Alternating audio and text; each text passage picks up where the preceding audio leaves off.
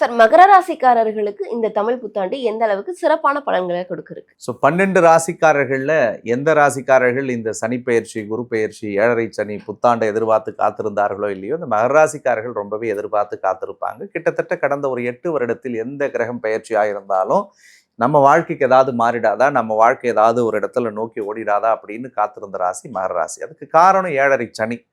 ஒரு வரியில சொல்லணும்னா, சொல்ல முடியாத வழிகளையும், சொல்ல முடியாத ரணத்தையும், சொல்ல முடியாத சித்திரவதைகளையும் மனசுல சுமந்து வாழ்ந்த ராசி மகர ராசின்னு சொல்லுவாங்க. சார், எல்லாருக்கும் நான் நல்லது செய்கிறேன், எல்லாருக்கு ஏற்ற மாதிரியும் நான் வாழ்ந்துட்டு இருக்கிறேன், எல்லா விஷயங்களையும் முன்னின்று நான் பண்றேன், ஆனால் எனக்குன்னு வரும்பொழுது அதில் தடையும் பிரச்சனையும் போராட்டம் மட்டும்தானே இருந்தது அப்படின்லாம் மகர ராசிக்காரர்கள் புலம்பி அடாத நாள் இல்லை. இழந்த அத்தனையும் மீட்கக்கூடிய ஒரு அற்புதமான வருடமாக உங்களுக்கு இந்த புத்தாண்டு அமையப் போகிறது அப்படின்றது மட்டும்தான் என்னுடைய ஒரு முதல் அன்பு வேண்டுகோள்.